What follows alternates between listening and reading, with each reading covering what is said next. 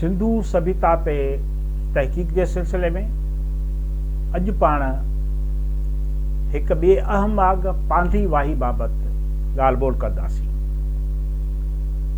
पांधी वाही जा क़दीम आसार दादू ज़िले जे जोही तालुक़े में नारा नए वेझो मिलिया आहिनि।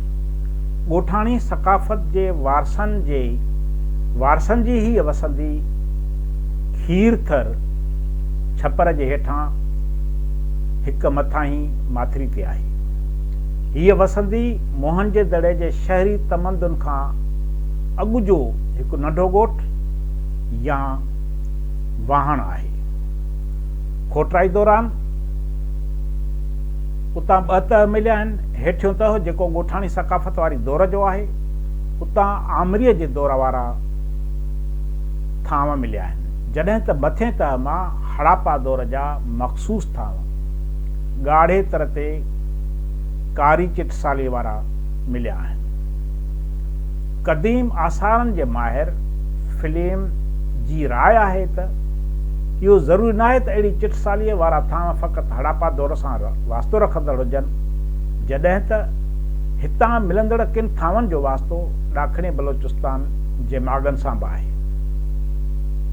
थांवनि खां सवाइ हितां अफ़गानिस्तान जे क़दीम आसार मंडेगे मां मिलंदड़ क़ीमती बणिया नेज़ा चकमकी पहण वारा औज़ार पिणु हथ आया आहिनि।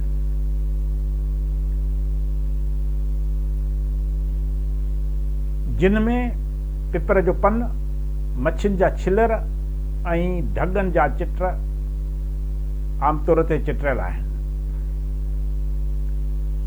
ढगनि जो नमूनो बलोचिस्तान जे क़दीम कुली में ही कल्चर सां वास्तो रखंदड़ आहे, जॾहिं त मच्छियुनि जा छिलर मोहन जे दड़े सां वास्तो रखंदड़ आहे। हीअ वसंदी उन्हनि माण्हुनि जी आहे जेके माल धारींदा हुआ ऐं पोखी राही ते गुज़रान कंदा हुआ।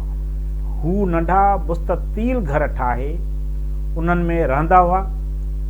घरनि जे भितियुनि जी पीढ़ पत्थर जी रखंदा हुआ। बाक़ी अॾावत चीरोली या गारे सां कंदा हुआ। किन हंधनि ते सिरुनि जे तीलियुनि ऐं पीसनि जे पतरनि जा बि छपर ठाहींदा हुआ। उन्हनि मथां थुल्हे गारे जो तह चाढ़े छॾींदा हुआ। अहिड़े क़िस्म जो अॾावतूं घटि ई थींदियूं हुयूं, पर घणो करे पत्थर ऐं चिरोली सां मज़बूत कयल ओसारी जो कमु वधीक हलंदो हो। छो जो पांधी वाही खीरथल जे पाड़ वटि हुई, जिते पत्थर जो जजो अंदाज़ ऐं उनखे सवलाई सां हासिल करण जा मौक़ा मौजूदु हुया। हितां जा बाशिंदा पंहिंजा औज़ार चकमकी पहण जा ठाहींदा हुआ। चकमकी पहण हासिल थियण जो हंधु पांधी वाही जे तमामु वेझो मिलियो आहे।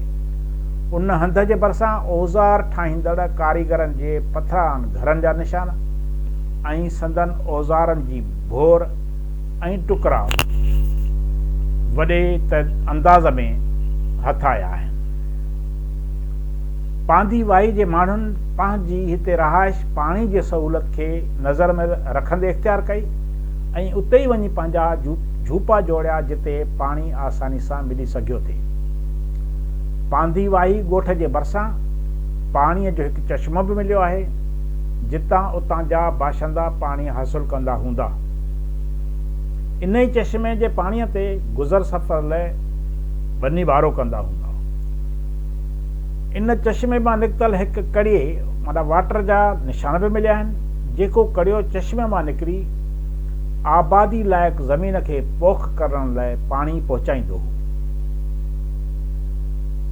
भून विज्ञानी माहिर फीडिन घणो अॻु न चश्मे जो जाइज़ो वठी ॿुधायो हो त चश्मो अॻु जेतिरो जालारो हो, हाणे एतिरो न रहियो आहे। पांधी वाही वसंदीअ में असांखे ॿिनि क़िस्मनि जा घर मिलनि था।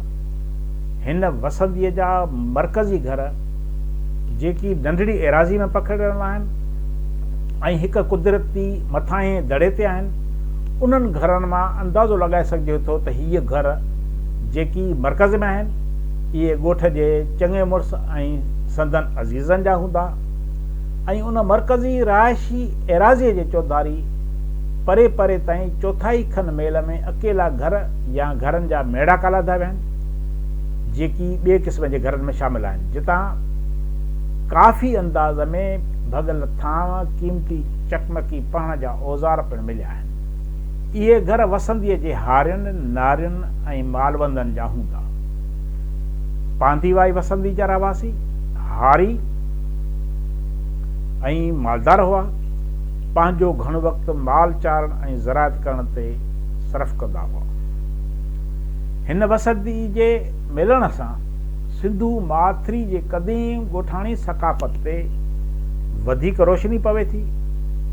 ॿियो त हीउ हंधु उन करे बि आम आहे जो ही इराक़ सां थींदड़ वापारी रस्ते ते हुयो ऐं वापारी काफ़िला हीअ वसंदी लताड़े मोला लक ज़रिए इराक़ वेंदा हुआ।